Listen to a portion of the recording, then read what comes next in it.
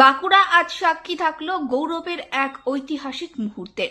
বাঁকুড়া বিশ্ববিদ্যালয়ের দ্বিতীয় সমাবর্ত অনুষ্ঠানে মুখরিত রবীন্দ্র ভবন প্রাঙ্গণ। মঙ্গলবার বিশেষ কাপ্টারে দুর্গাপুরের অন্ডাল বিমানবন্দর পৌঁছে সড়ক পথে বাঁকুড়া আসেন রাজ্যপাল সিভি আনন্দ বোস। অনুষ্ঠানস্থলে পৌঁছে তাকে দেয়া হয় গার্ড অফ অনার।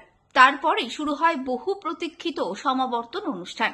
শিক্ষা, সাহিত্য এবং ক্রীড়াক্ষেত্রে অসামান্য অবদানের স্বীকৃতি স্বরূপ আজ ডিলিট উপাধিতে ভূষিত হলেন দেশের বিশিষ্ট ব্যক্তিরা। তাদের মধ্যে রয়েছে আন্তর্জাতিক খ্যাতিসম্পন্ন ক্রীড়াবিদ ঝুলন গোস্বামী, সাহিত্যিক সুরসেন্দু মুখোপাধ্যায়, প্রখ্যাত লেখক আবুল বাসার এবং আরও অনেকে। বিশ্ববিদ্যালয় সূত্রে জানা গিয়েছে, মেধা, মনন ও সমাজে ইতিবাচক অবদানের স্বীকৃতি হিসাবে দেয়া হয়েছে এই সম্মান। সমাবর্তের পুরো অনুষ্ঠান ঘিরে ছিল কড়া নিরাপত্তা।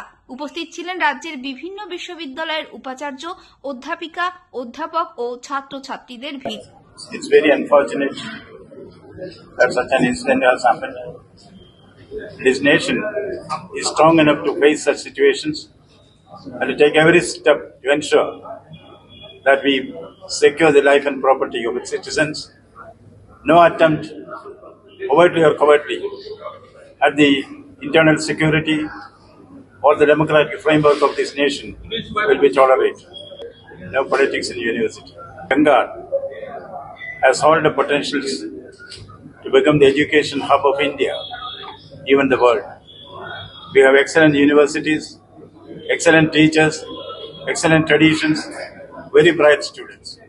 What is required is concerted efforts by all stakeholders, which means the teachers, the students, the parents, the civil society, the silent majority, the political executive, the media, all stakeholders have to come together and bring back the high traditions of education for which Bengal is known for. We have all the potentials for this and are very, very confident that Bengal will soon emerge as education hub of India. Thank you. Thank you. Thank you. Okay. সম্মান, স্বীকৃতি আর অনুপ্রেরণার দিনে নতুন উচ্চতায় বাঁকুড়া বিশ্ববিদ্যালয়। সমাবর্তের এই গৌরবময় আয়োজন যেন আগামী প্রজন্মের শিক্ষার্থীদের পথ দেখায় নতুন স্বপ্নের দিকে।